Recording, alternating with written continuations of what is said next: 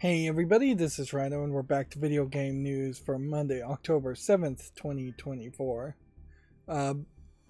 Apparently, YouTube has decided that these trending charts, which I've updated to make more 3D and updated the information to be a little bit more consistent as far as sampling dates, so that there wasn't a lot of experimental days where I was testing out the thing and it would repeat the same information and be counted multiple times. There's a total number of points. Now, inherently, the way this system has been designed, to re-explain it, is that anything in the first place of the SteamDB chart, as far as the game that's being played the most, either by bots or humans, we'll never know, gets 100 points for every day that it is sampled. And then that game, if it was in the second spot, which it was when Black Myth Wukong was in the first spot for a while, it'll get 99 points. And the thing in the first, the 100th position, will only get 1 point that day that it's sampled. Then the points get added up. Inherently, this is the struggle to find relevancy as far as what games are people actually playing. Let's double check here. It does seem like I'm potentially dropping frames again. Did I make the same mistake once again?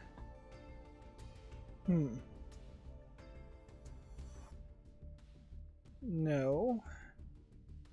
It's not the same mistake. Let's see. Just close some other programs and see if that helps any.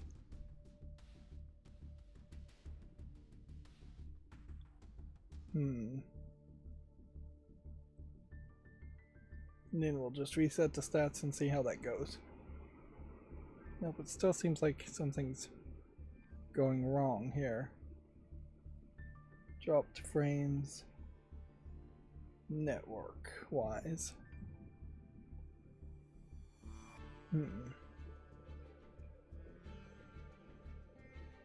Yeah, I was noticing that my network a couple days ago was not moving very fast. I figured it was a backup that was going on. Let me just double check everything.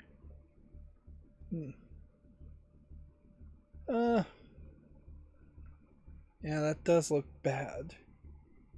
What in the world could be causing such network issues? Well, I can't really fix it. In this case, I just don't know what the problem is, and the one solution would be to reset the internet, and that would just mess up the stream. I'm already starting late today anyways, and that might be part of the problem, certainly too. So apologies for getting distracted. So yeah, updating the chart though to have the total number of points at the top is going to start give a little bit more of a nuance as far as how relevant games are when you see larger jumps.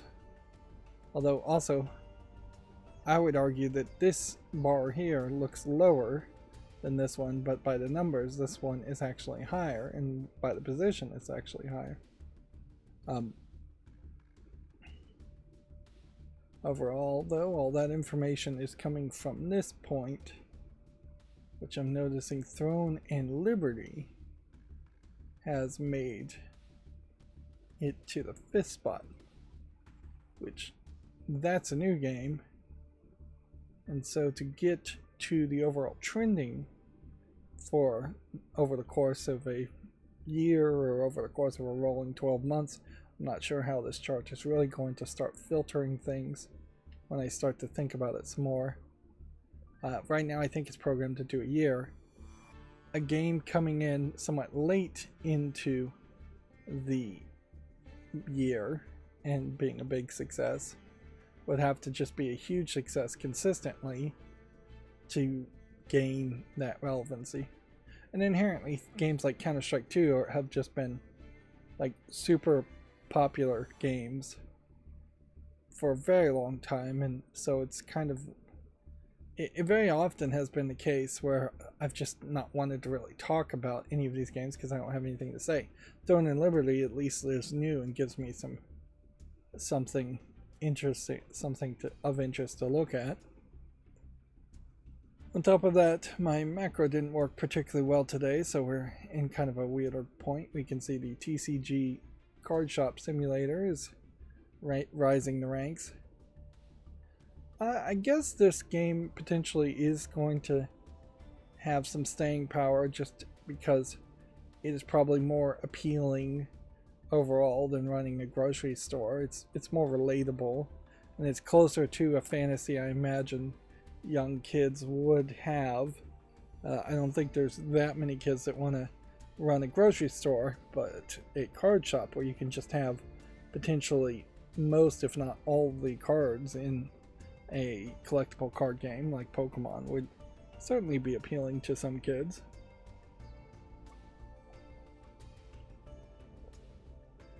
It does seem like the card game in TCG Card Shop Simulator has some wildly expensive cards, like $3,000 for one card.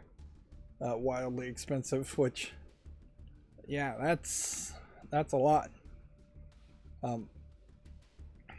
And so I think there's probably a level of exaggeration there. And certainly, like any other simulator, it's not really going to simulate the true experience. The inability to pay bills, dealing with just absolute psychopath customers, getting screwed over on deals, paying taxes, things like that. All of that is stuff that the simulator is going to smooth over at the very least to make it more of a game. Some of these other games, like the First Descendant and Russian Fishing, might be new to the charts too. One thing my chart will do is it will keep that information in its database. So if something is in the first spot, even if it's not going to be shown, because this really is only about the top 40 or so games, if something was in the first spot and then the next week it was in the 5th spot, or next week it was in the 50th spot, or the 100th spot, or vice versa, all that information would be maintained to keep an accurate count. But yeah, if we were going to have end of the year conversations right now, it's still going to be only a few games here that I actually would have anything to say about. For the rest of the catch-up section, I finished watching Spy X Family and watching several other streaming things. Just a lot of sitting around watching streaming while I could have been playing Punch Club, which I did not do any of that. I did really enjoy an Ada Lovelace day sale. Interesting, this may very well be the first time we've seen a sale that is not just a publisher sale. This seems to be hosted by another group, which is interesting that Steam as a storefront allows other groups to host sales effectively. The problem with Spy X Family, though, is it has 2 seasons. The second season could have easily been split into 3 seasons, and it's doing a fairly annoying thing in that very often you might get a little bit of an episode or even a whole episode before the credits at the beginning. Then you'll get potentially 1 episode, maybe even 2 after the beginning credits. Then you'll have the end credits. Then you may get a little bit more of an episode. And it's not just like a tease for the next episode. It's like there's real content here that you really have to sit through. So you can't skip the intros, you can't skip the outros. Which, they're not bad intros or outros. But it's just not very consistent. A lot of the episodes are kind of side episodes. It feels like there's about 36 episodes in the second season when there's maybe 26 in the first season. And it doesn't really go anywhere. It ends on a nice enough note, but I think it's probably a manga series that's still being made, or if it has finished, the anime series clearly on Hulu has not been finished. But yeah, the psychic daughter Anya is the exact same age and the exact same class. She didn't, I think, even by the second season make it to midterms in that first kindergarten, or I think it's kindergarten year 1. Whereas I definitely think a different storyteller might have rushed her through kindergarten and had each season been at least 1 year of school. That would have given you a lot of years anyways. You're talking 12 years, 12 seasons. That's a lot. And yeah, they didn't even get that far. I will also say that Spy X Family, while fun, should be almost certainly engaged with in small bouts, and it's not really designed to be engaged with there. There's a lot of connecting stories when it does get going that are interesting, and you kind of want to just keep on watching, which I think is a mistake, really. Like, I think you should probably take your time and only watch 1 episode a week, knowing that at the end of the second season they are still going to be in the exact same position. It also falls into a problem of introducing too many characters and then not really using those characters to their best point. And so you end the series like a lot of anime in the past have been ended, in such a way that you're effectively just going to end up having to imagine that the story is continuing and just make up your own ending, as it were.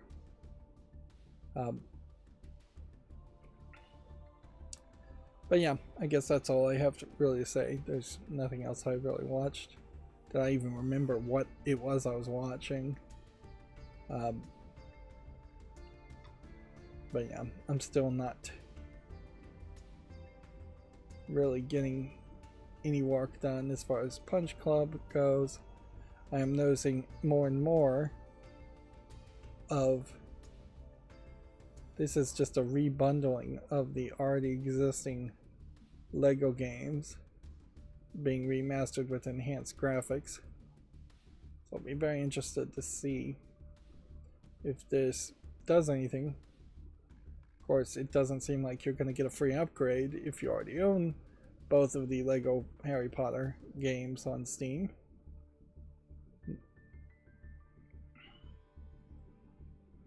Yeah, one of the things though is that enhanced graphics isn't the only real issue there. It needs probably some tweaks to run smoothly.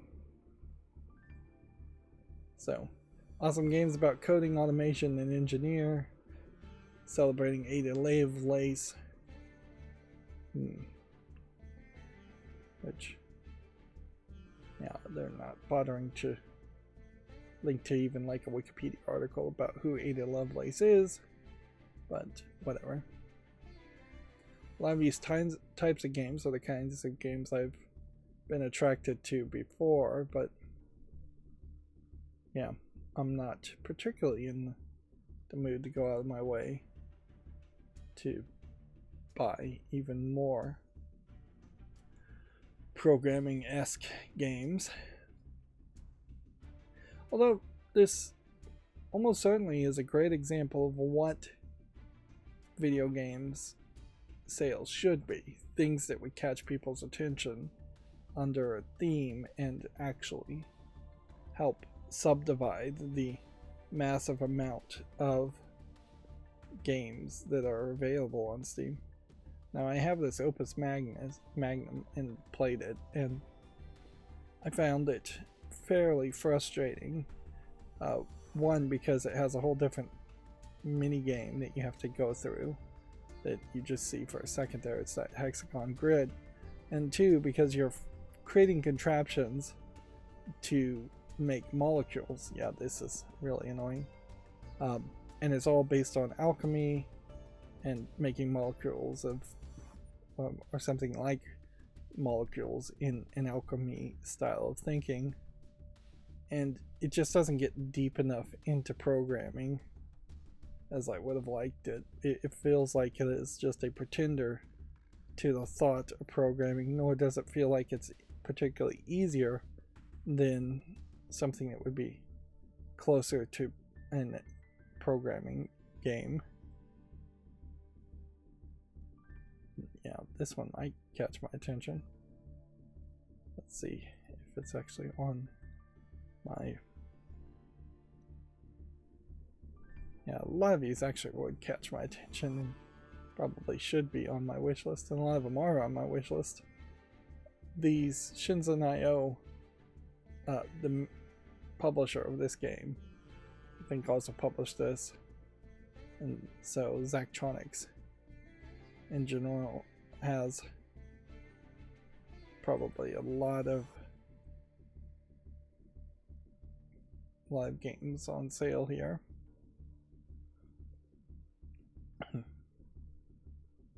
There is also an argument as far as just the relevancy of circuit building and electronics in a microchip world where you really only need a much lower level of understanding of circuitry before you're just handing the circuit design over to an automated program that is going to repeat circuit designs and decide where it's going to place components. There's just like a really big difference in do-it-yourself projects these days with electronics, because nowadays a do-it-yourself project with electronics in particular is going to be maybe you solder on or surface mount and heat a circuit board to apply a surface mount component. This is still early access, that's what's on my follow list still. Maybe you solder on a tiny little resistor or a tiny little capacitor, maybe you solder on a USB style connector, but then the majority of what you're going to do is solder on an ESP32 or an Atmega chip, and in a lot of cases in prototyping you're not even going to bother to solder those things on. You're going to buy pre-built chips that already have all the components included, or you're going to just have a circuit manufactured with all the components pre-soldered on, which you can kind of make custom orders like that at a much more reasonable price these days. Pick and place circuit design has become much more cheaper than, yeah, I mean, it was just non-existent decades before. So it really isn't a case where you have a game, where you have a radio kit or calculator kit and you're going to solder that on. In fact, I saw a nice project called SciCalc, SCI-CALC, that also acts as a macro pad, which would be very nice for like streamers to have this scientific calculator project that you just assemble. But apparently that Kickstarter came and went, and so the components now would have to be manually sourced and you would have to solder it on, but even on that you're not going to be doing that much soldering. It's it's really far away from what electronics used to be, where you would fix things. You'd be fixing TVs and VCRs, and maybe you'd fix a computer component, but in most cases, anything even slightly complicated couldn't ever really be fixed. By the time you're talking like the Pentium 1 processor, everything is far too small. And any project that's not using any kind of processor is far too simple. You're just not really going to build anything like that. I'm shocked that they still make any devices that don't have computer chips in them. We're almost to the point where we're going to have devices that barely even use electricity and electronics have computer chips in them just for the Find My iPhone network reason. And then you run into things like virtual circuit board here, which might be more accurate of the depiction, but also does not really look visually very good. So it's a tough sell. Link 2.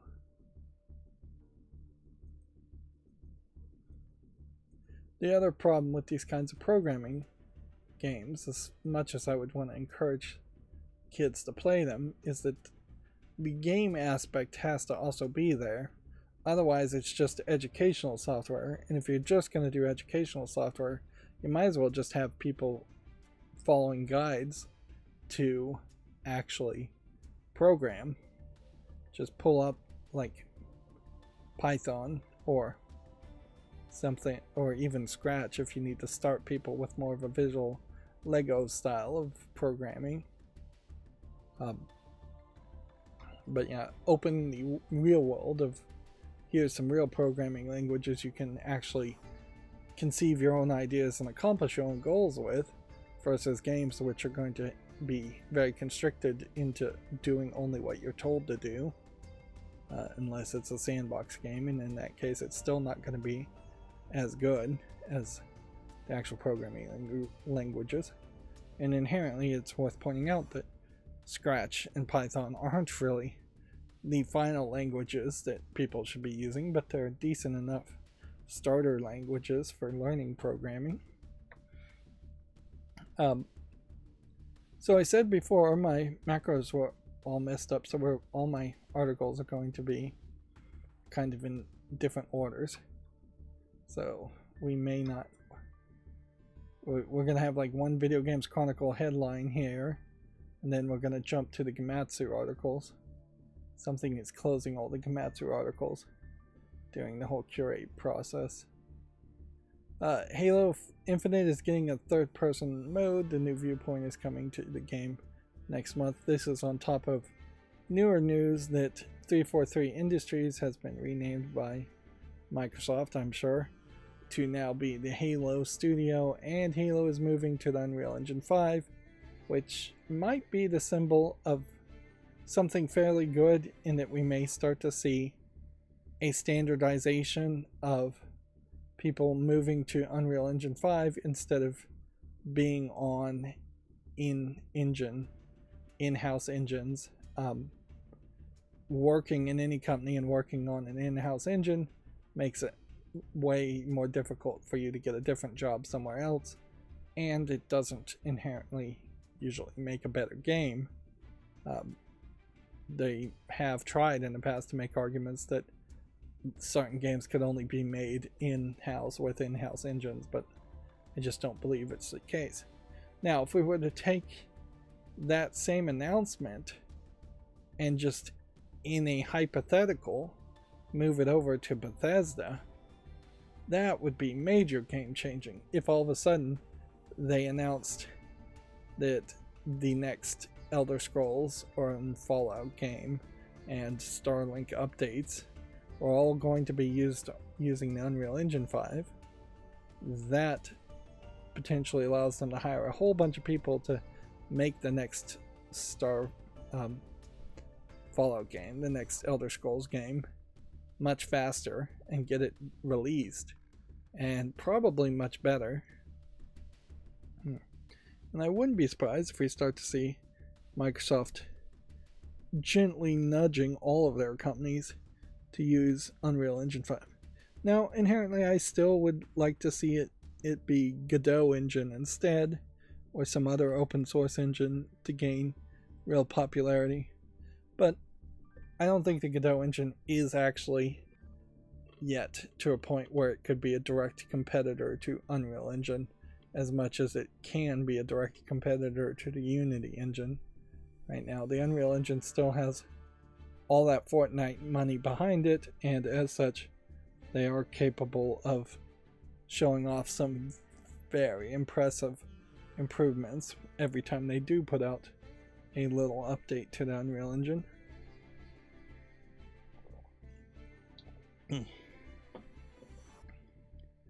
And certainly, in the case of Halo, the Unreal Engine is the perfect engine for a militaristic sci-fi first-person shooter game. Alright, and that's going to bring us to the Gematsu articles. So, Romancing Saga 2 Revenge of the Seven details more characters, systems, and the 7 heroes of the freeform scenario Mount Cameroon. I'm not going to try to go through all of this. Clearly you can see there's a lot of screenshots here that were released in this update. It is Monday, so we have gotten some news. And I started late today, not because I had forgotten, simply because I just had an important meeting I needed to take care of that went extremely long. Let's see. Killing Time Resurrected is launching October 17th. New screenshots have been released. I assume this is a release of an older remake or remaster. That's probably a remaster of an old first-person shooter Doom clone type game. I kind of felt like it might even be a light gun game, but doesn't seem like that's the case. Bleach Rebirth of Souls has its opening movie. I also noticed on Hulu and watched the first episode of the new season of Bleach 1000 Years Blood War. That anime series is also rushing far too fast. So every episode you're fighting, like showing one fight that's very accelerated, and it's not particularly fun. I'd like to see it dragged out a little bit more, not as bad as some of the Dragon Ball episodes where fights went on for weeks and weeks and weeks. 10 episodes it felt like, but more than one certainly makes sense. Gematsu has this week's Japanese game releases, being Metaphor ReFantazio, Silent Hill 2, Dragon Ball Sparking Zero, and more. I saw some new footage of Silent Hill 2, and yeah, I'm a little bit more intrigued and impressed with the game now that I've seen a little bit more footage, but I'm still not thinking that there's a massively large percentage of Silent Hill that I haven't seen. I don't know the story certainly, but it looks like the game mostly just takes place in Silent Hill and mostly looks all the same.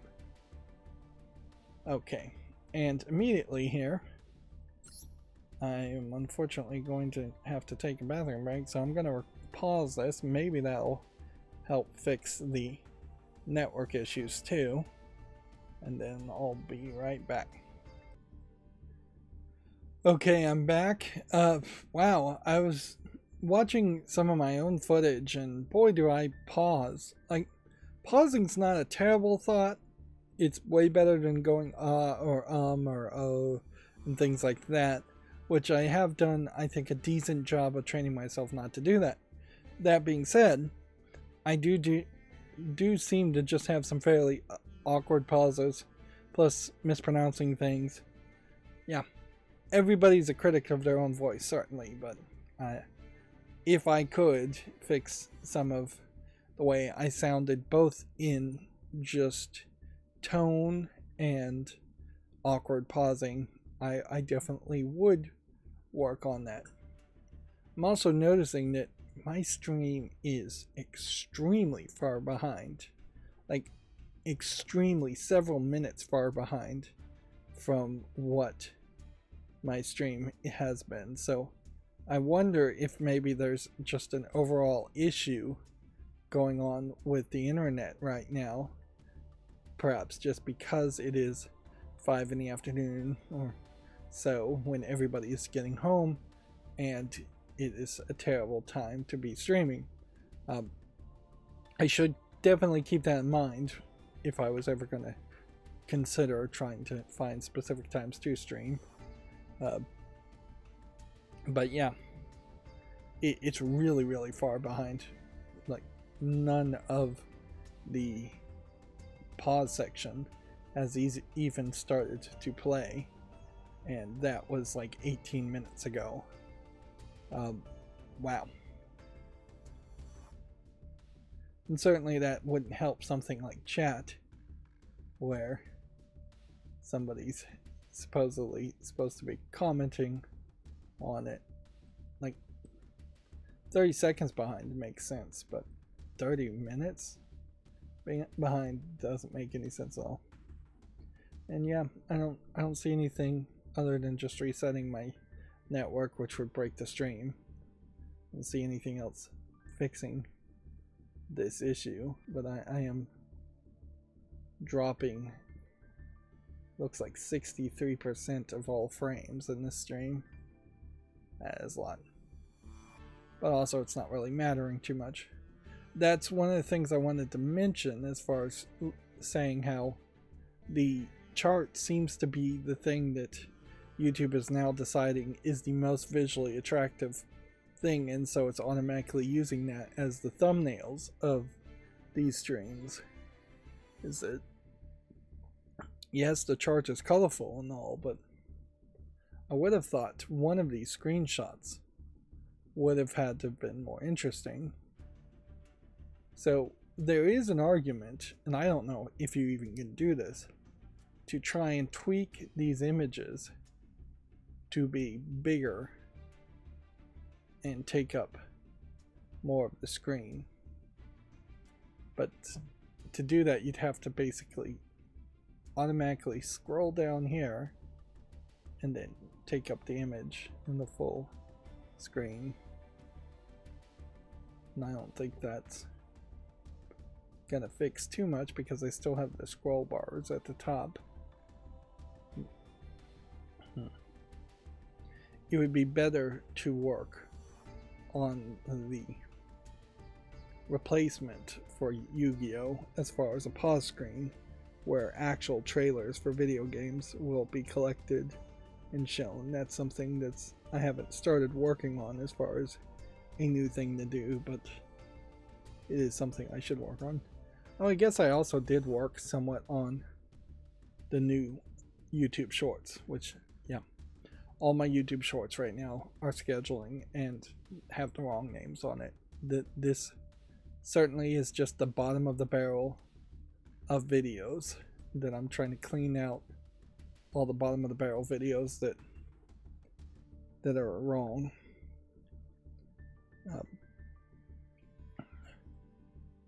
In the end, I don't think it's going to matter too much. So anyways, let's get back on track. We were going through the Gematsu articles. 343 Industries is becoming Halo Studios, and multiple Halo games are in development, which they've already said, but now they're using Unreal Engine 5, which, yeah, should be well adapted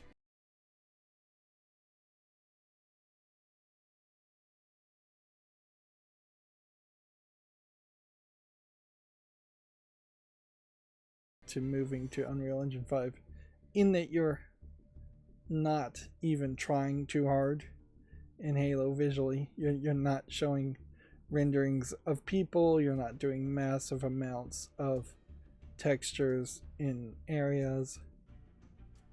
Halo is much more a game that should be focused on the shooting aspects and smooth gameplay than visuals. There might be a slow crawl towards higher graphics, but it's kind of hard to get to that point when you are having a protagonist like Master Chief who doesn't even take his helmet off. Yeah. At Halo Studio.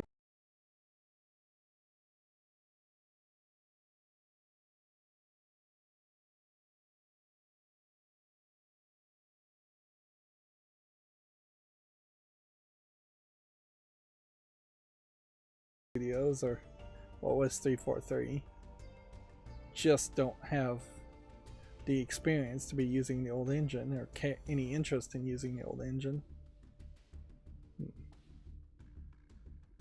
Yeah.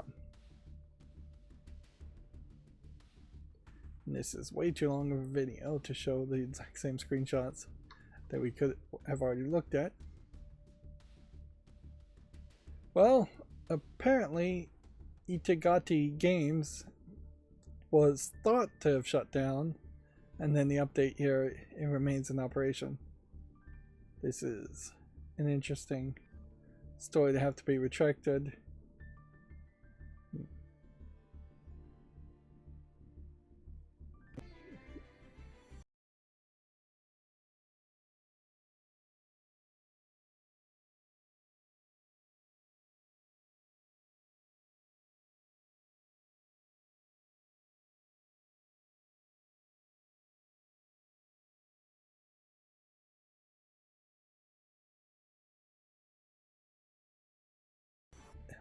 Corporation name with limited at the end.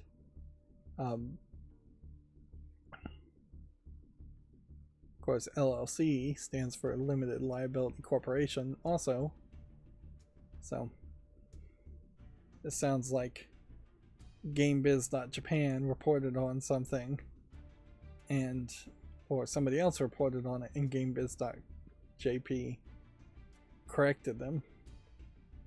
So this is kind of an example of where you have to ask yourself, as far as a journalist integrity, do you sweep your mistakes under the rug and delete this article, or do you leave it up and leave the correction so that people in the future searching in the middle of the newspaper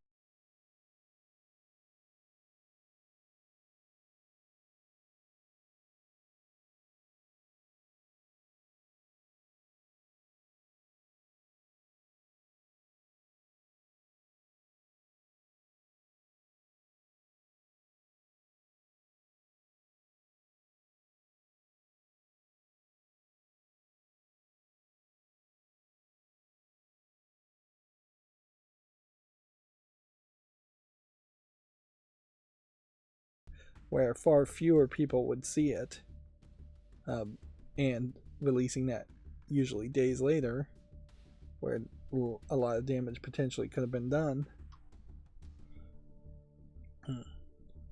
So Venus Vacation Prism Dead or Alive Extreme has added Fiona. 4 characters are still to be announced. So as far as I can tell, this is not going to be anything like the volleyball game. Instead, they seem to be giving up on the volleyball aspect, or maybe they're hiding it very well, in favor of just a direct romance bikini, even though they are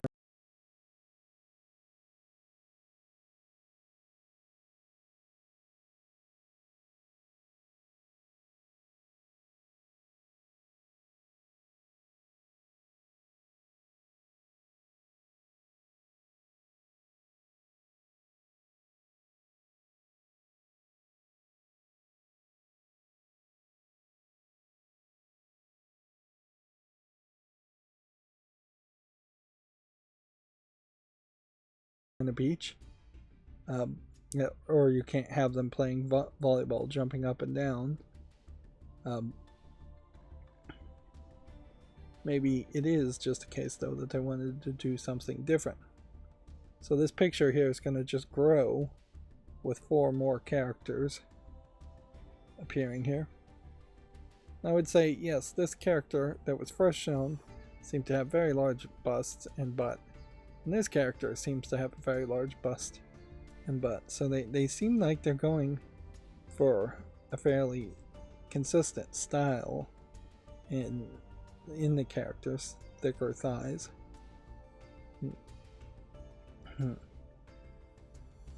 Meanwhile, I guess the real question is how is coming to the PS5.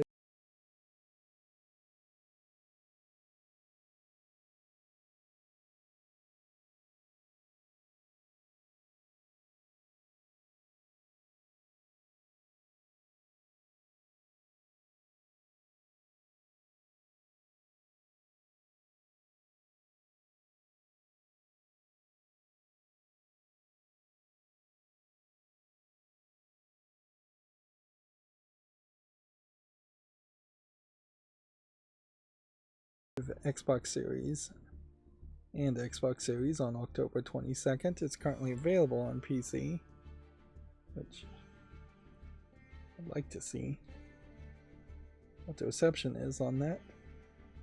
Not particularly good.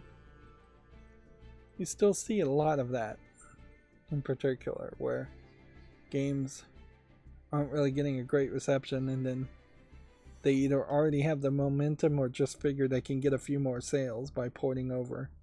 Although it more than likely is that they already had the momentum and were already developing console versions, because it's not worth it to develop console versions. Speaking of consoles, I believe the PlayStation 5 might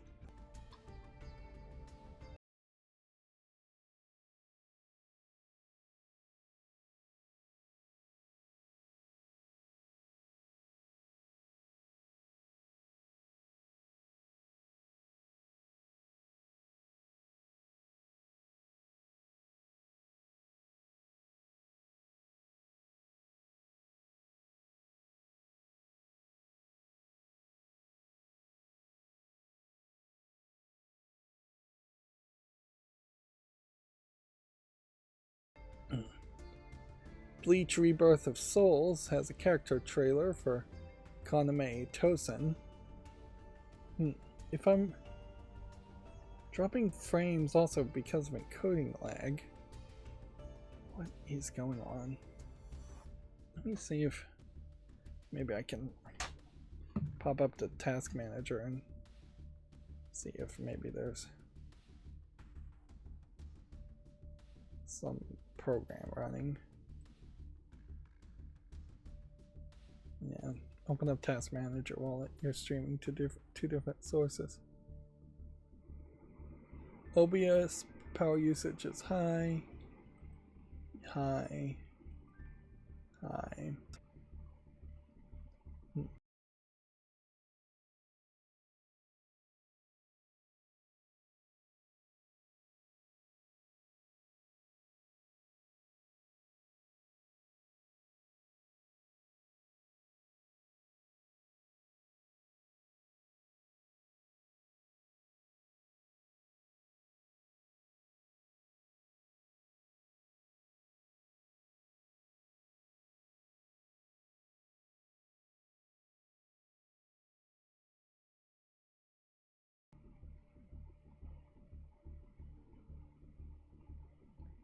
Let's see.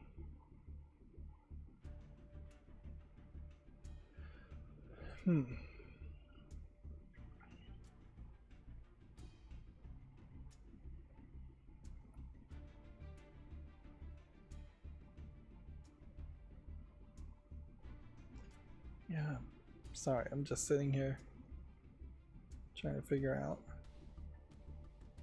The stream just seems really good on Twitch. And just really bad on YouTube. And I've never had that problem before. These characters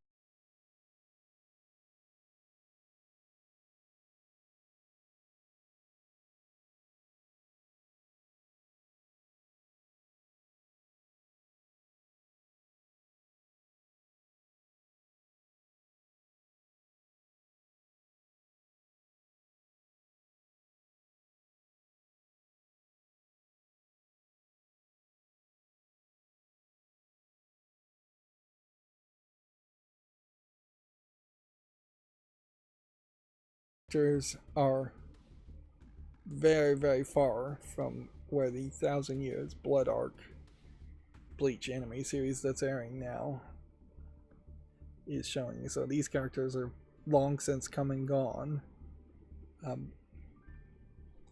And one would assume that the Thousand Years Blood Arc is closer to the manga and closer to what the intended story was, whereas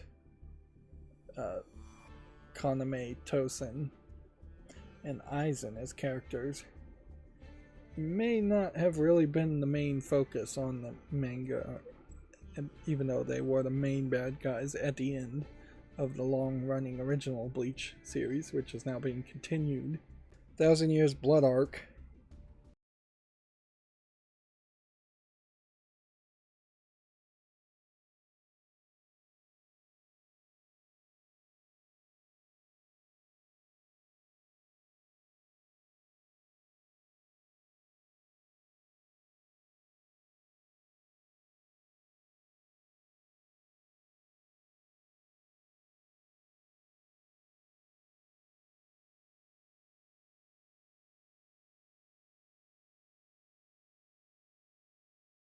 is barely doing anything. It's just really slow to actually do anything and barely showing anything.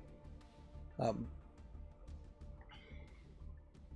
it's just, frankly, not as fun. It doesn't have that early 2010s anime feel. It has a more dour 2020 anime feel to it, if that's what they're doing with anime these days. Anyways, moving on. A game called Great God Grove launches November 15th for the Xbox Series, Switch, and PC. It's the end of the world, and we know it.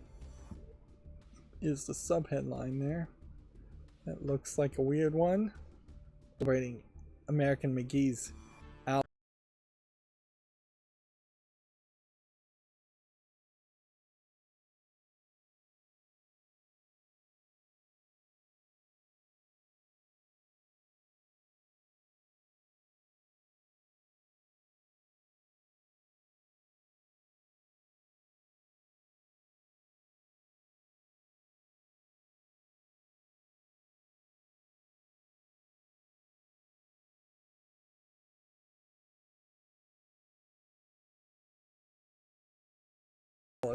Alice Madness Returns series, when they seem to be completely clueless about how it maybe was a year ago at most that there was the whole debacle that was the ultimate conclusion of a third American McGee's Alice game potentially being made, in the sense that it didn't get approved and made after a lot of very public hyping of people that they were creating, American McGee was creating a design bible to pitch the game to EA, who has no interest and almost certainly never did have any interest in making an American McGee's Alice. Having to have any kind of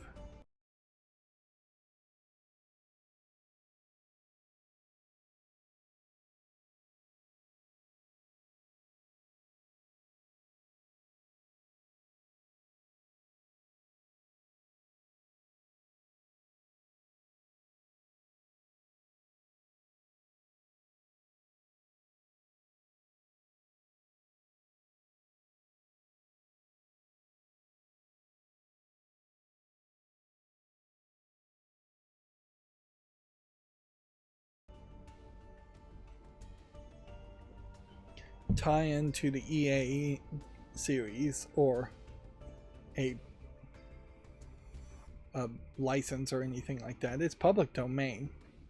So there was a new pinball table, and interesting, it's been a long time since I've seen a new pinball table announced that is not based off of a licensed theme, not something like the Deadpool pinball table or the Godzilla pinball tables. Almost all of them are licensed these days.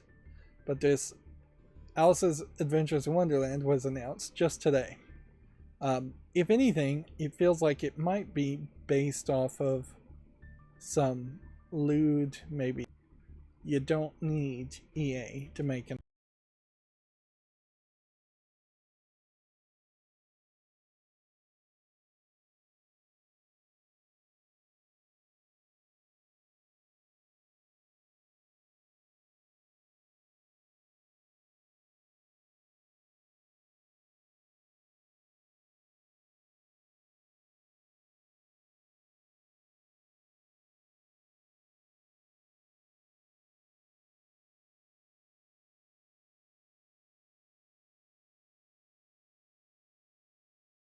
Alice in Wonderland game. American McGee uniquely needs EA to make an American McGee's Alice game that is an official sequel.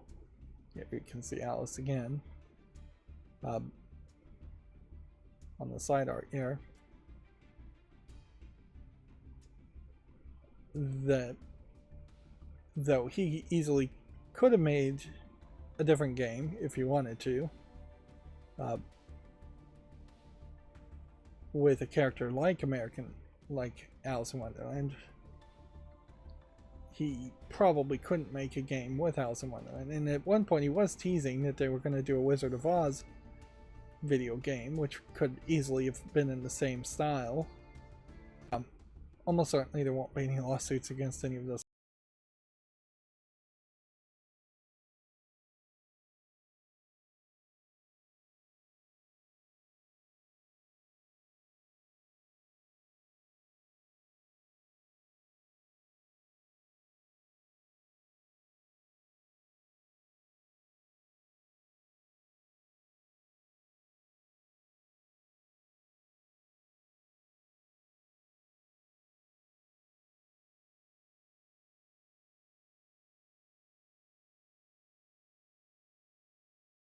Art. And as for the actual pinball table, if they show it instead of just showing off the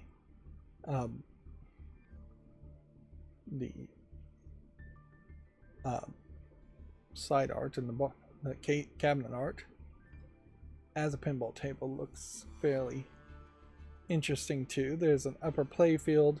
It's a lot of fighting the Red Queen with the different face cards. There's a mid-lane shoot that looks fairly interesting. Now I would say maybe these translucent in lanes up here might be a little bit much, and it might have been nicer if it had gone towards the edges.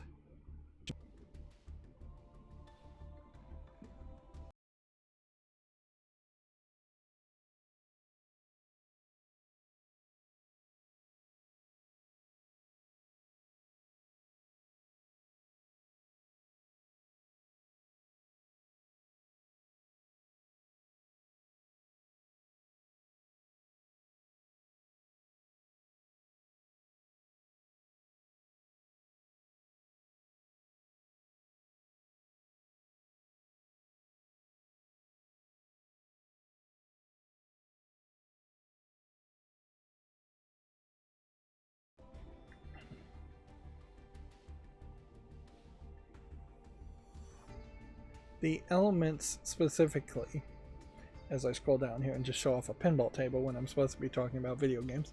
I do have a fandom for pinball tables, but it's very expensive and very difficult to maintain pinball tables. But it's the only way to really get a good, there's a little screen here, a good experience of playing pinball is to own a real pinball. Otherwise, you'll do a lot better with just a virtual pinball table, which is your second best option. Of course, that's very expensive too. You'll see here in a second, are not things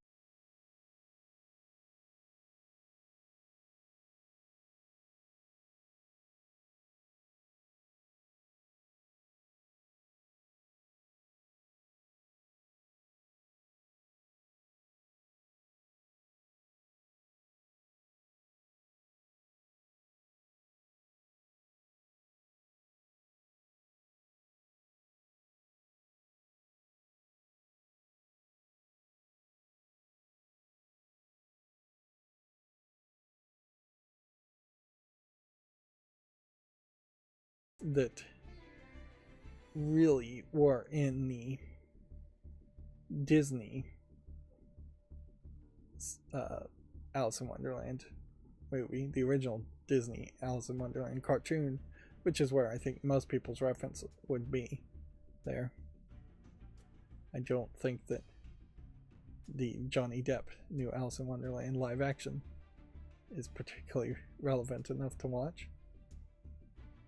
It does give you a lot of opportunity to decorate the playfield by being in Wonderland with mushrooms and greenery and flowers and trees, and just over decorate it. It's a wholly full playfield.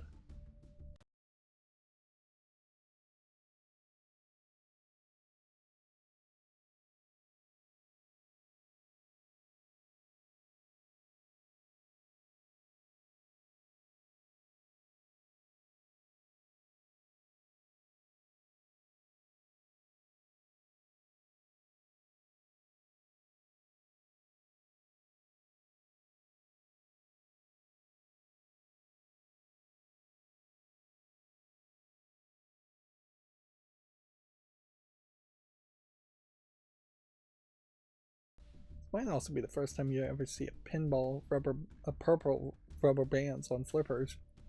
I'm not sure I've seen that before.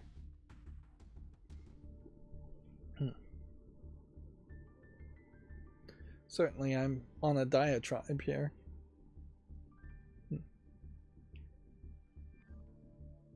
I'm not rich enough to be a pinball YouTuber.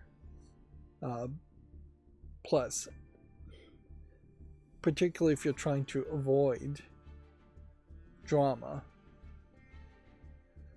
then you're not going to have too much to talk about pinball on a monthly basis even. To Gotemon,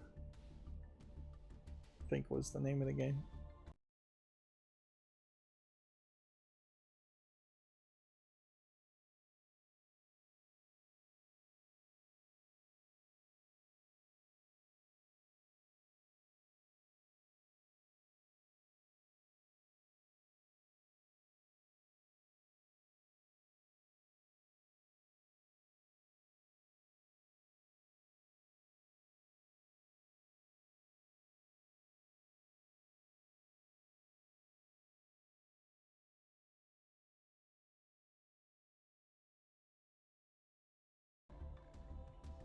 Well, I can see it's very positive, so I can put it on my wish list. Not that that's going to help me actually buy anything. My budget is completely shot due to remodeling, house remodeling that had to happen.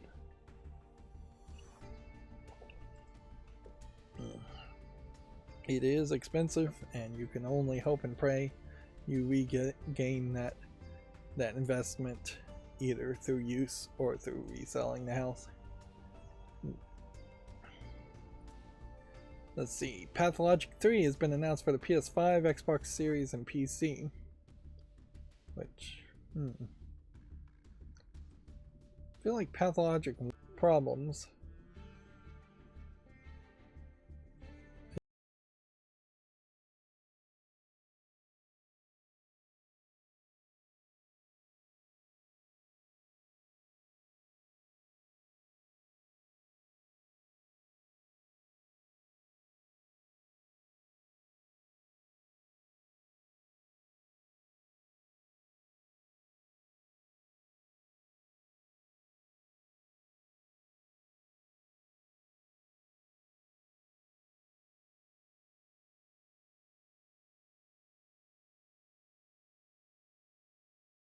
I think with Pathologic is that it is just so incredibly weird that it was difficult to figure out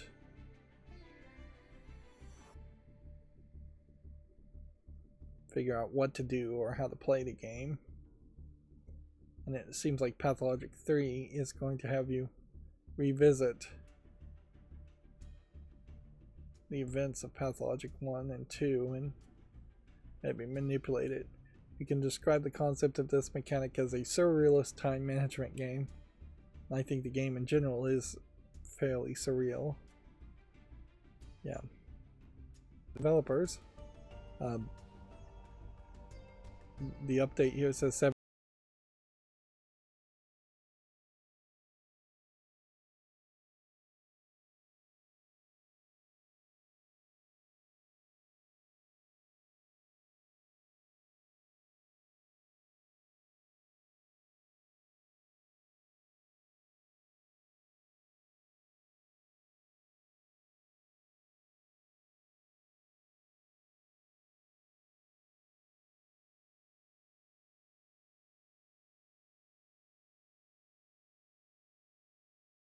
The games group is considering a possibility of further investments in the region. I think that's pretty much always the case, though, is that you'd always be considering. These are Video Games Chronicle articles, by the way, we've moved back into. This text here feels a little small as far as the size of the text. I think I've done overall enough tinkering to get everything to I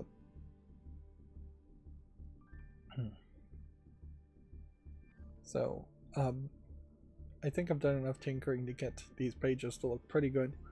Although, in fairness, I still would like the text to be I guess what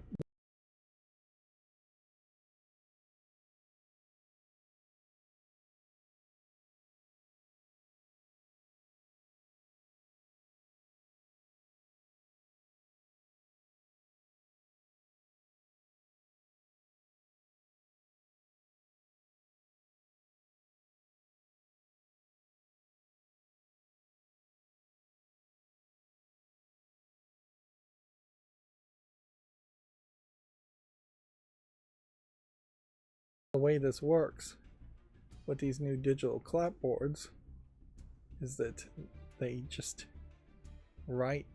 put a sticker here for the frames per second. Now we assume that the A here might mean like A plots, or this might just be clapboard A. There seems to not be a roll number, and there seems to be at least 88A scenes, and that one took at least 3 takes.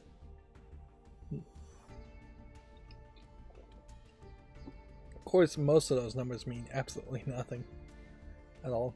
They could be by just saying we regularly review options. The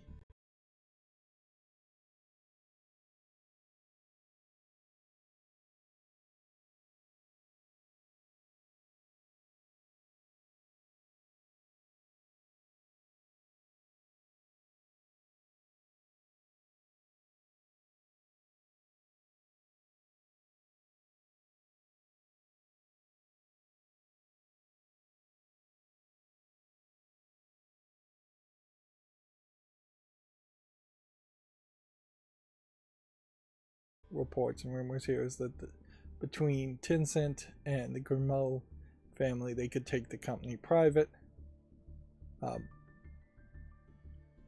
I heard another YouTuber just on a podcast with other people blatantly speculating and misunderstanding this headline, which happens a lot, and I'm not immune from it myself, I'm sure, but to just be so incredibly wrong on the facts. They were saying that Tencent owns 49% of Ubisoft. Here we can have from Video Games Chronicles an actual number saying that the Chinese conglomerate Tencent that they intentionally ran the company into the ground and lowered the share prices artificially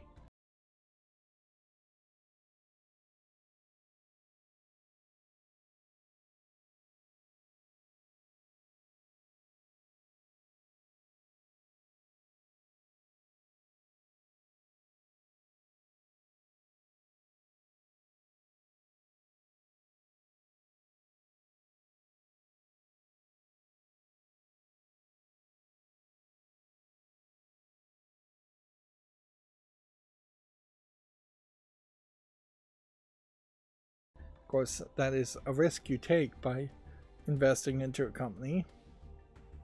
You really can't have your cake and eat it too. You can't just constantly make profits, even though that's effectively what they want to have happen.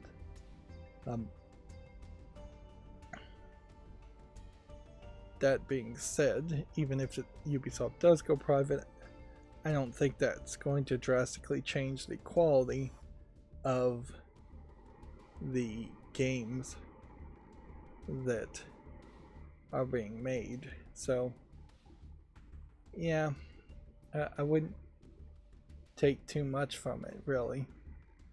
I would just workflow, which I'm not sure if inherently it was known that their culture and workflow was particularly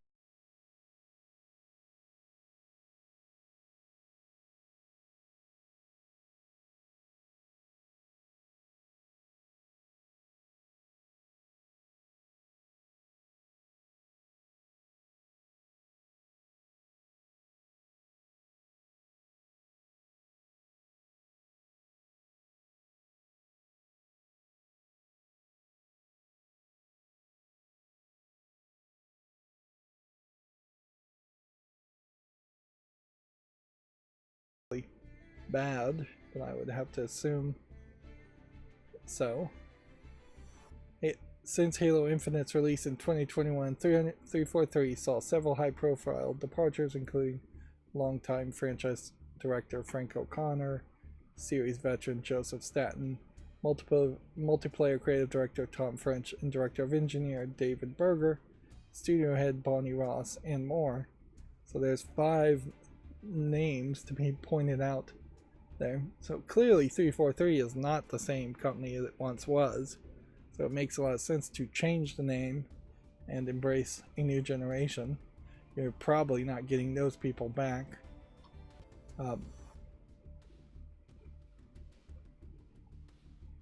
I would love to see this.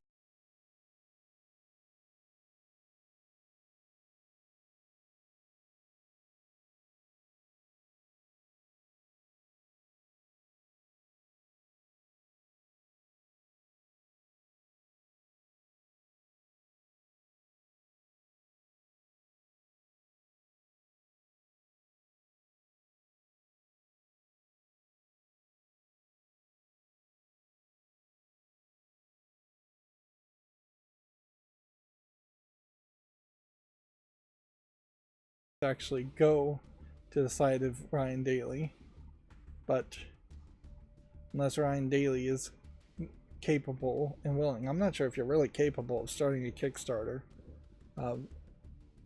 for legal defense funds, but maybe, unless somebody was, a lot of people were willing to send him money to hire a lawyer and actually potentially properly defend this. This is going to go poorly for Daly, unless of course this is also a case where Nintendo has straight up paid Ryan Daly to lose this case to create precedent, which I wouldn't put that past Nintendo either. Path, and definitely targeting their attacks on people who they think they can win against.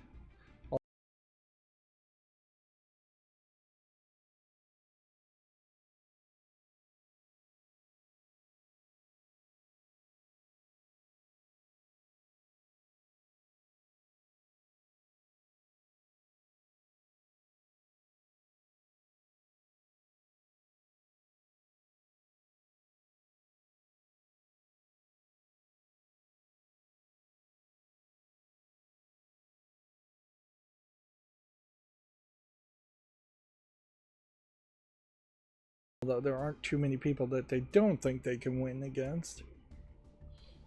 It definitely is a case that if you're going to make circumvention devices, mod chips, or even emulators, which there's a big difference between a device that is specifically designed to only rip images off of disks and share those ROMs, which I don't know if that really even works for the Switch particularly well, because I'm pretty sure all of the games have individual serial codes at this point that can be tracked and are tracked. But yeah, if you're going to do that, you have to start with the assumption that it's got to be part of your legal defense too. But arguably, if you're getting Bitcoin,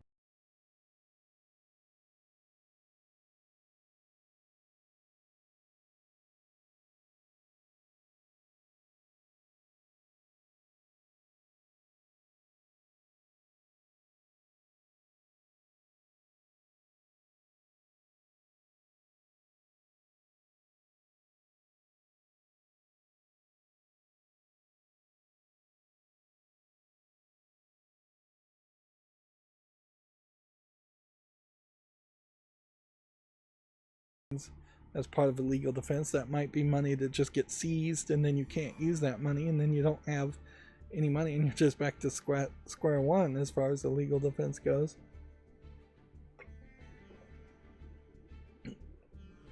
It's so incredibly risky for almost certainly not enough reward. Of course, once again, it's very different to make an emulation device for preserving your own games or making them run better. It's very different if things like the MIG switch are just being used to rip your own personal copies and backup copies of your games, but even then, I'm not sure Nintendo Switch. You're just committing that you're going to be paying $60 for Nintendo games after that.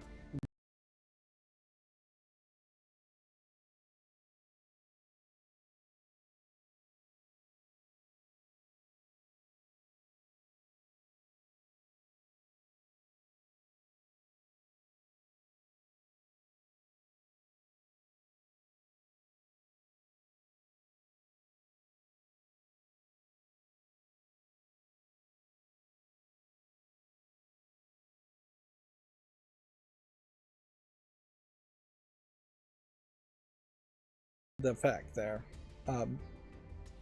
That's just how it's going to be, whether it's fair or not, or whether you can afford it or not.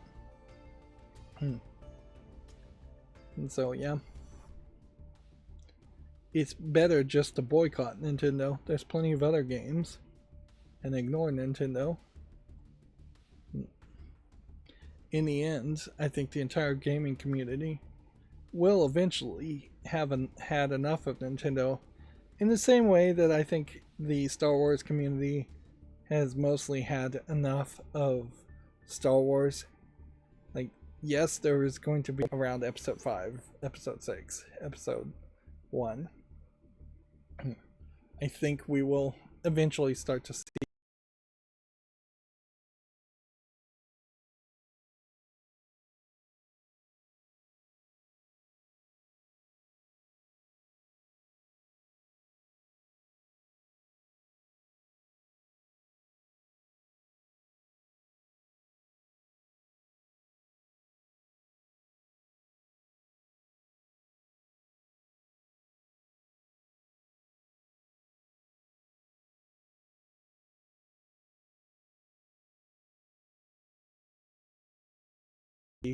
entire generations of Nintendo fans also just move away from it.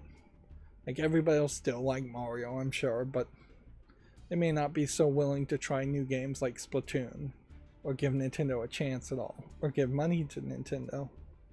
Of course, there isn't any alternative. It's not like Sega's going to come in and be the new savior company that does everything right.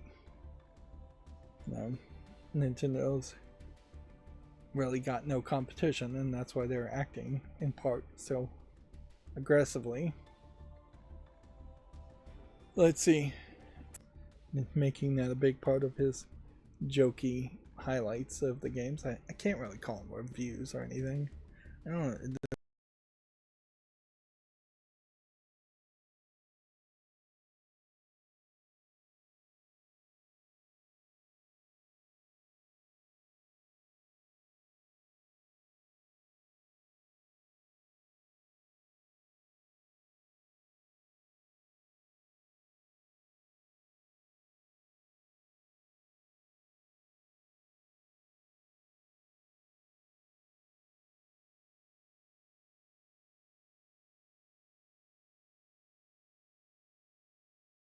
just jokes based on showing silly gameplay.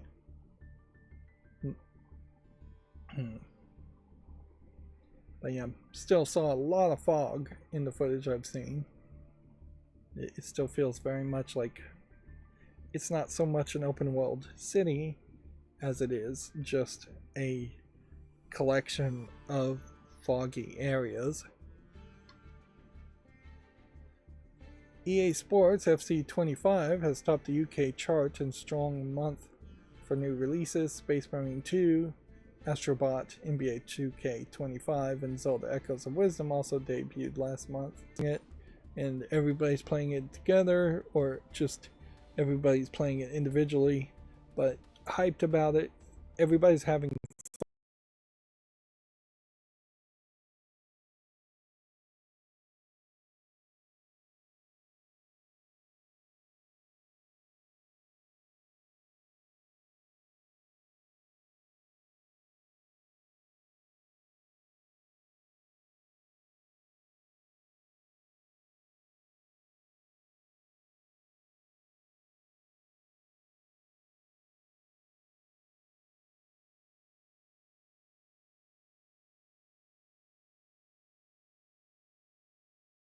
fun, but there's nothing too unique happening, so that there isn't that water cooler moment at which people are actually talking about the games.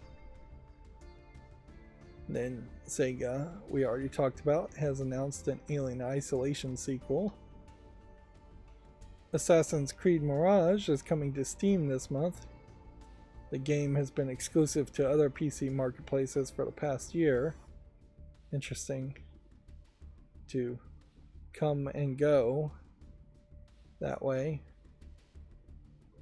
Apparently it's Origins, Odyssey, and Valhalla. So it isn't a remake of the original game. It's just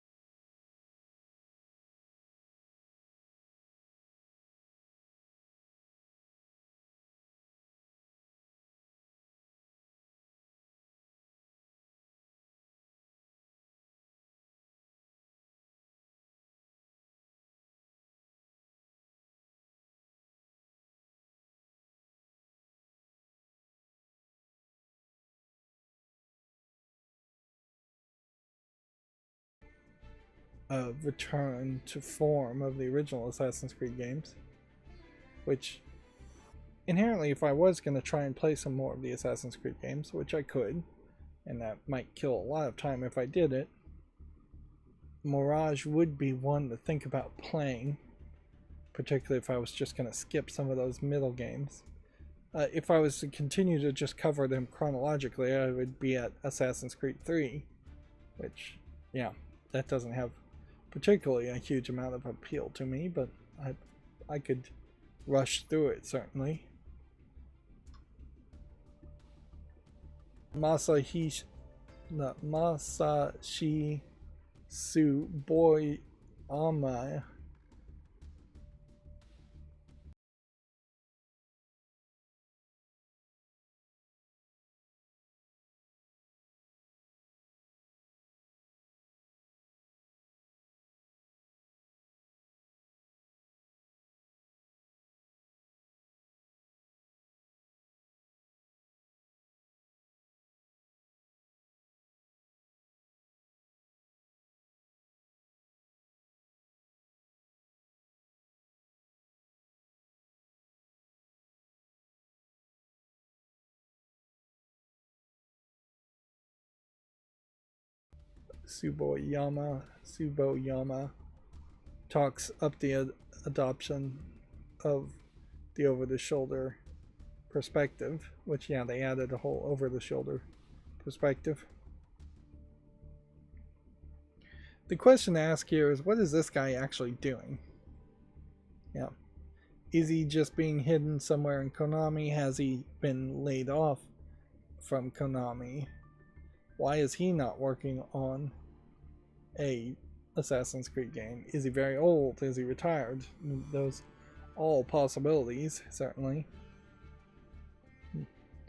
In the area is something different from what I've seen in other screenshots. The game isn't out yet, but it's getting 87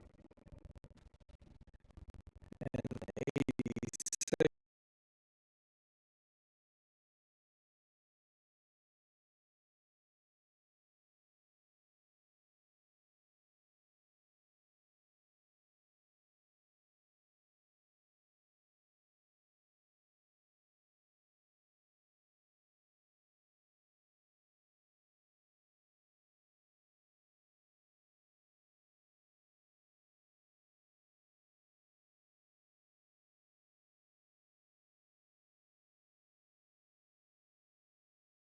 Reviews from critics who already have the game early. My main concern there, certainly though, is what's next for it. Is Bloober Team in particular going to be allowed to make a Silent Hill 3 remake or a Silent Hill 1 remake? Or is any small amount of success just going to be taken away from Bloober Team and handed back to Konami's other minions or subsidiaries that they would work like of apps? Is this in the United States? Yes, it is. Interesting. I would have thought this might have been somewhere in like Brazil or not. And this is a permanent injunction.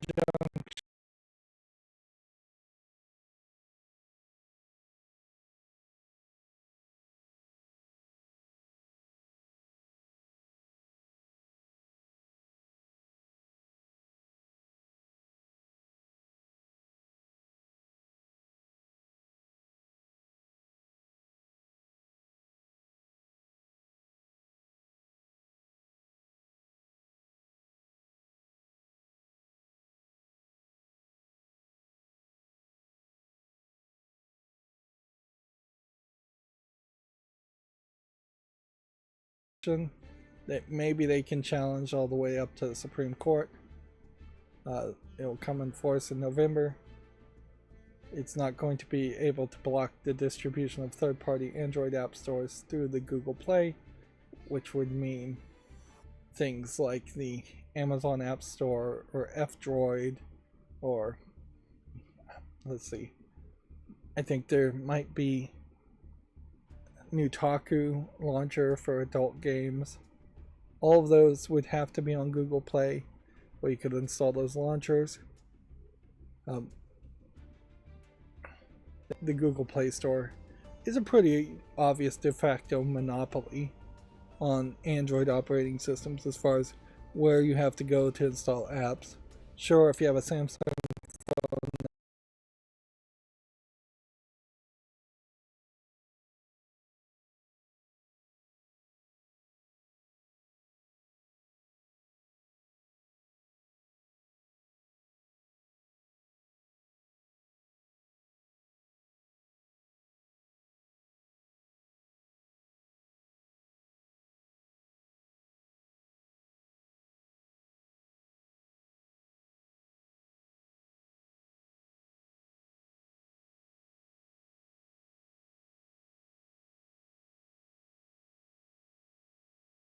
there might be a Samsung marketplace, but nobody's going to that. And there really aren't a lot of people sideloading lots of things or going to other storefronts. This is for a 3-year period too, though, so this may not last for that long, even if it actually does go into effect.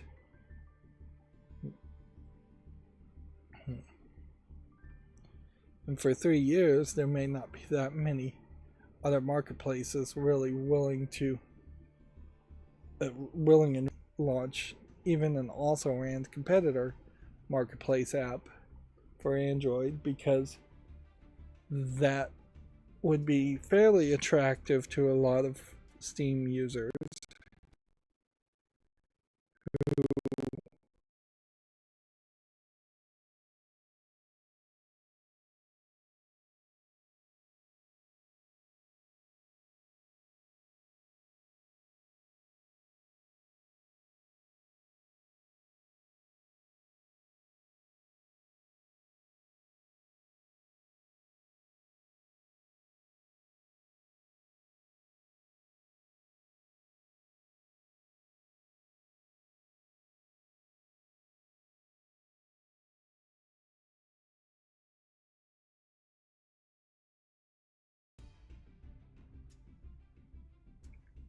have massive Steam catalogs and would like to put any mobile games they happen to buy also in that same library, in that same catalog.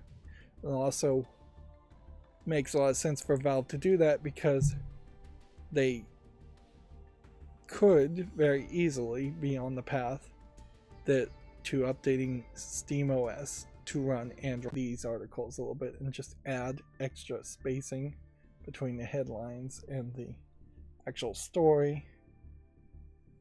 But yeah, we already talked about Halo being built on Unreal Engine 5.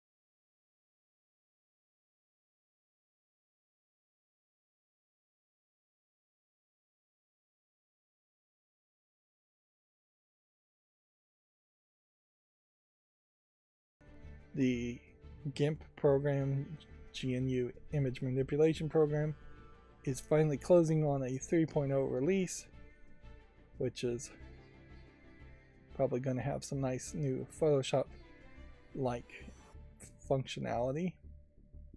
Although that's not particularly directly connects for Steam VR, game recording, and Steam input. Some of these articles might be a little bit older. But we're seeing the SteamOS and Steam betas for SteamOS getting updates. The Wine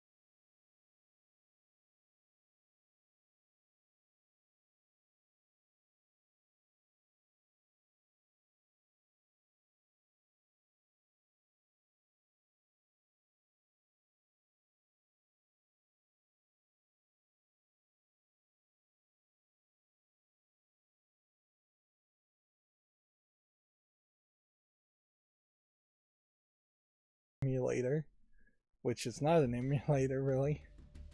The Wine compatibility layer has released version 9.19, bringing improvements for Wayland, Unicode, and Direct Play, which you don't actually use Wine on SteamOS. Instead, you use Proton. You might use Wine, made the macro to open up gaming on Linux articles, is that their news page has two links at the very top that look different. And those two links are randomly picked out of the first page of links, which means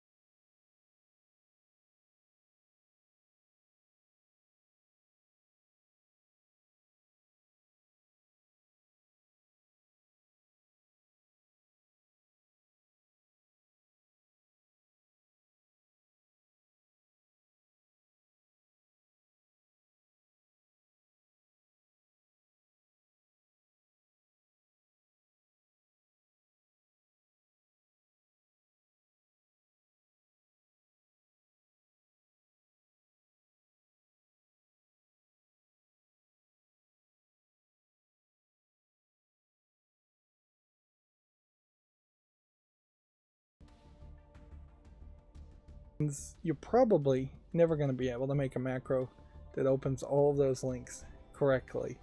There's going to be some repeats day to day. Best I could do is say ignore the last two links and save them for last, which at worst case scenario means the very last link maybe wouldn't get a month, which is still probably too low for Japan. A new indie Day 4 Night Studios formed by Ubisoft Milan and Rockstar alums. This is old stories too. Yep. So we'll just jump through these very quickly.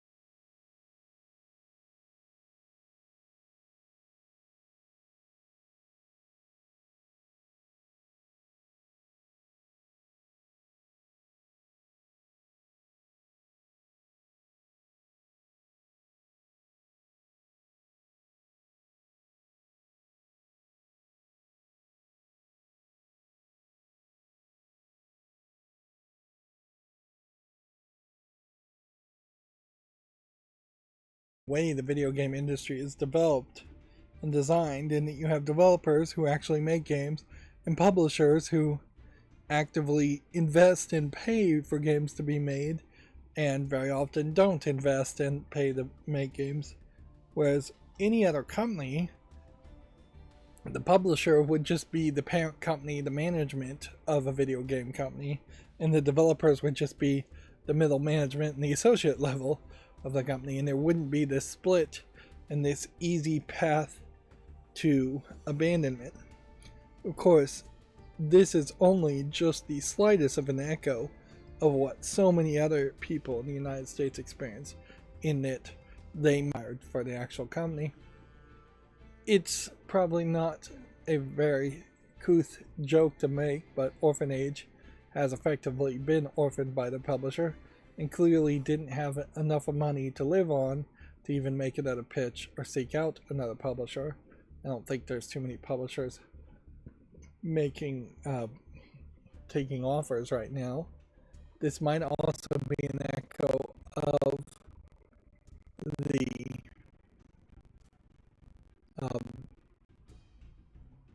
the example of where things like E3 maybe did stabilize the video game industry a little bit better, but it is probably a chicken versus an egg scenario as far as whether publishers were starting to pull back and be more conservative, or some other government agency just had a major crackdown on eliminating generally accepted accounting procedures.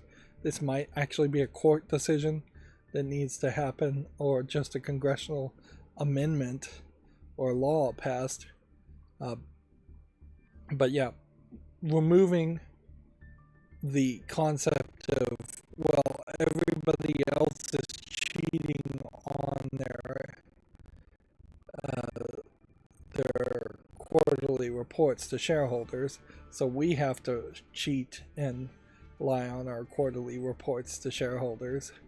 Removing that incentive and that possibility would bring us back to more of a reality and less of a fictional bubble that the entire economy in the United States is really living in. Being way too in-depth. I will also say, if this is the image for Orphanage, I'm not sure Orphanage was much of a game.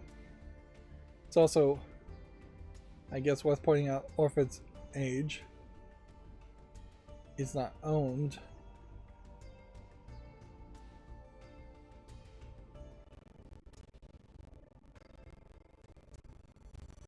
They're saying it does not own Orphanage in a way that allows it to bring the survival game to a different publisher, and the money the studio received via Kickstarter has already been used.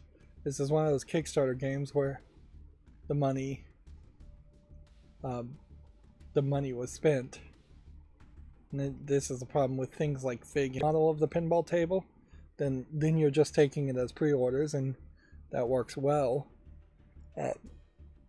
But when you have Kickstarters to develop a video game, and the lowest amount you can donate is $10 or $20 or $60 to own a copy of the game, well, you're just encouraging far too many people to invest, taking on far more risk than they should be able to.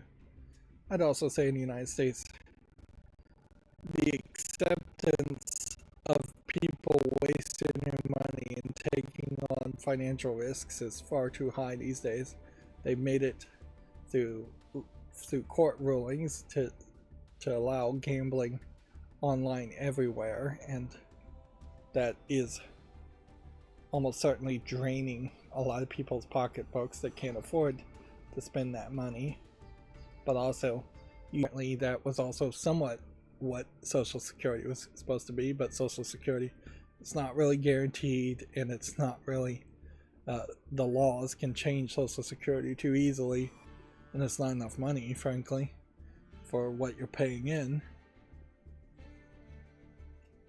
You're effectively paying into Social Security to fund it to keep your grandparents alive and happy, whether or not you want to keep your grandparents and other people's grandparents alive or happy. Anyways, I'm well down the rabbit hole. I kind of have a theme today, Alice in Wonderland theme, as far as economics, so let's move on. There's a report that Cloud Imperium enacts a temporary 7-day work date and then 4 days off. That still balances out to having 4 days off, although those 4 days will constantly cycle around and not be the same days of the week. Or, I guess they would. Nope, they wouldn't. They would move around. And that kind of chaos is a great way to drive your employees to quit. Certainly is having inconsistent days off. But yeah, the question I also would want to know is Cloud Imperium Games in what country?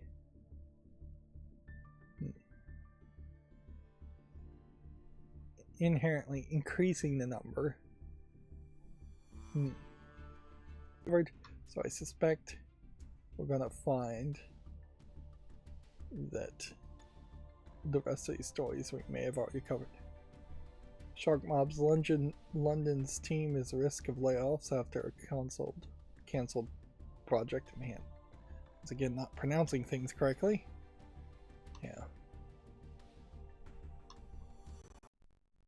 These are all stories we talked about, so it still is the case where GameDeveloper.com stories are not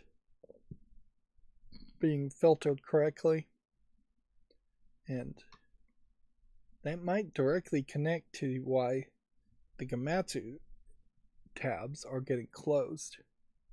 Is that maybe it's trying to do what it's supposed to do, but it's moving streaming issues, frame drop issues, and 2 bathroom breaks. So let's hurry through all the new games on Steam and see what we can find that will catch my attention. Feel like I might be fairly generous today as far as what games should make YouTube shorts from. The main thing, I'm not going to do any more of these Sakura games, they're just a little too repetitive. Although it is probably worth pointing out that this Sakura Alien 3 game looks fairly different from some of the earlier, the cheaters into the adult section where they probably belong, or really crack down on cheaters that are just mislabeling their games. Yeah, as far as I know, there isn't even like a strike system if you mislabel a game.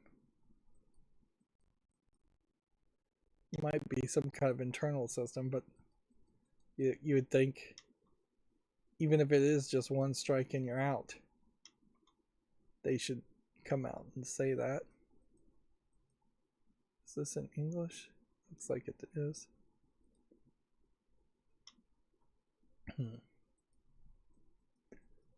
They released a new function in a Monopoly-like board game element that feels like it's somewhat trying to speed up how quickly you would unlock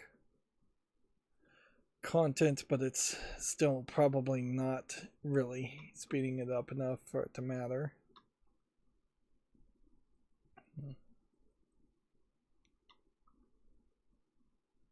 Still an awful game. I don't know.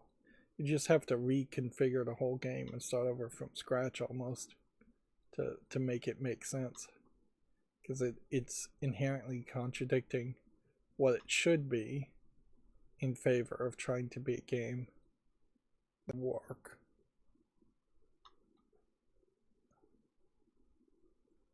And so, but yeah, I'd like to clean out the folder, and it's one of 2 ways to do that. One would be to delete all the YouTube shorts I have, or to upload them.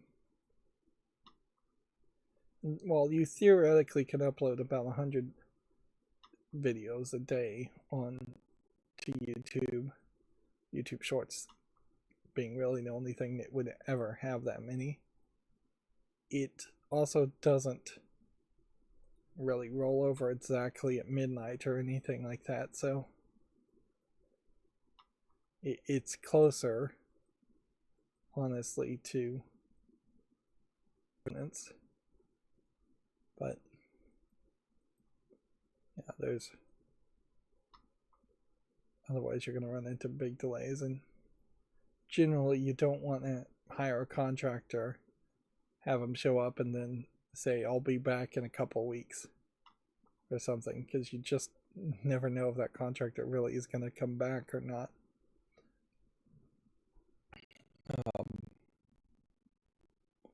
So yeah, there's definitely a danger in that. Guess we can show off these other things before we end the show, although we could also just end the show. As far as the Epic Games Store has arrived to iPhones in the European Union and worldwide on Android.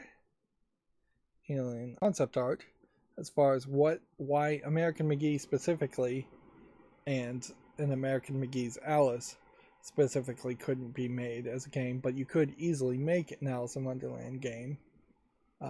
One of the elements here is that American McGee's Alice had uniquely black hair, whereas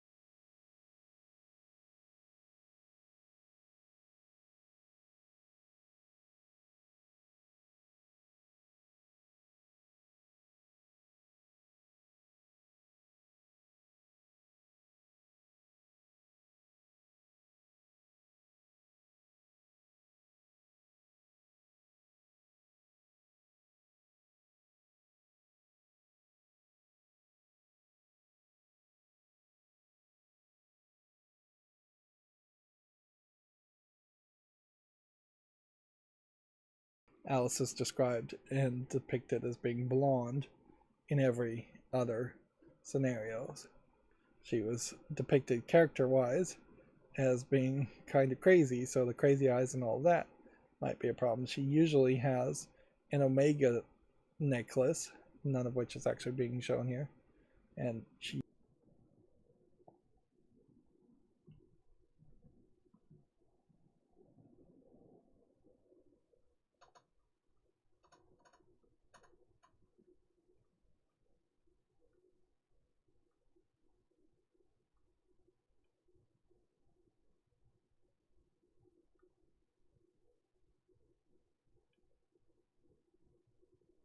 you solder on a tiny little resistor or a tiny little capacitor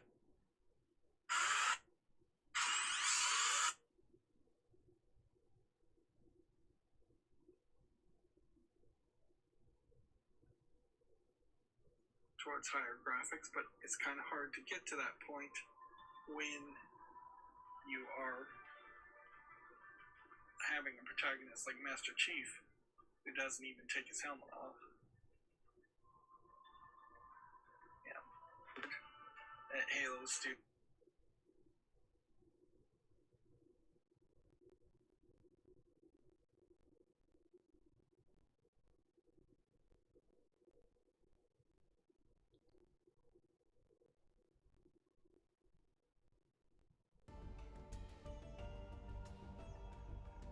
Those are OSD 4.3. Just don't have the experience to be using the old engine or take any interest in using the old engine.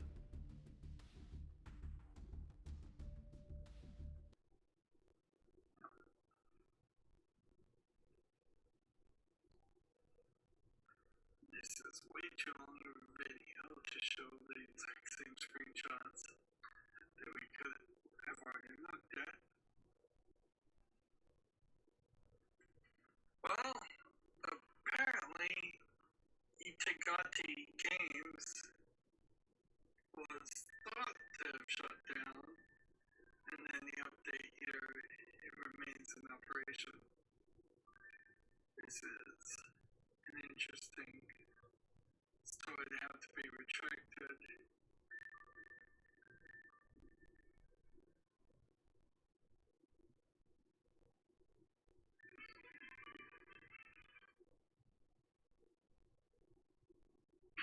Today I'll show this full-size arcade for Record Masters. This is the 32-inch extension model, specifically the Emulator Plus edition. Basically what that refers to is the control panel layout. First and foremost, shout out to Carlos and Record Masters for taking us over for review. They were kind enough to do that, and I greatly appreciate it. I did, as you can see, purchase a graphics kit for it, and I got that from Record Masters. They made a specific graphics kit. You got different options out there. You can get different games, you can trade around, send the artwork over to them, customize it that way. But as it comes normally, it's just a standard black cabinet, kind of a generic marquee, a generic graphic underneath the control panel. That's it. Everything else is just going to be that flesh black look. As far as applying the graphics and everything, it's kind of unique. Most graphics kits that I'm used to, it's just one solid sheet of vinyl. It's got overhang, so you have to kind of trim it with an X-Acto knife. This is cut to a fine tee. I mean, it fit exactly on this thing, and I was really impressed. There's pre-cut holes and everything. It almost got me worried about, wow, this is going to line up, but I had no problems whatsoever installing the graphics kit. I got the graphics after the machine, and typically you would want to put the graphics on before you assemble the machine, but I got it in a reverse order. I only have one gripe, and that is down here at the bottom panel. For whatever reason, we've got X-Men 97 characters on the front kick plate there. The artwork's not bad, but it doesn't blend with the X-Men arcade game. Specifically, like Wolverine X-Men 97, he's got the yellow blue spandex. In this game, it's Steve Rogers yellow. Same thing. Rogue wasn't even in this game. Storm's got a mohawk in this graphics down here. She's got a mohawk over here. So I don't know who put this art package together over there, but the X-Men 97 characters don't necessarily flawless. When it comes to assembly, it took me a little overwhelmed by myself. Obviously, if you have an extra hand, somebody to help you, it'll go a little bit quicker. But they got easy to read instructions. They also have super detailed videos on YouTube that show you exactly how to put this together. So it's not problematic at all. I think anybody that can operate a screwdriver can do this. Easy game. It's basically a three-part thing. The control panel comes very simple. All you want is switch things. Everything's all pre-wired, pre-installed, and everything. Basically, it's a drop-in. The only thing you have to do there is plug in the USB into whatever, whether the Raspberry Pi or PC. You build a base, and then you build the upper portion, and then you stack it on top. Everything goes together nice and neat. High-quality components. You got super thick, heavy-duty screws being used. Super fat dowel rod, 3/4-inch wood. It comes with plexiglass, and you have a bezel here that goes around the screen. Older editions that they used to sell didn't have that, so you have just kind of this weird dead space that you would be able to see behind your monitor. No longer is the case. This thing fits like a glove. Has a nice little kind of rounded corner sharp edges, so you have that kind of old school CRT vibe, which is a nice little touch. Everything is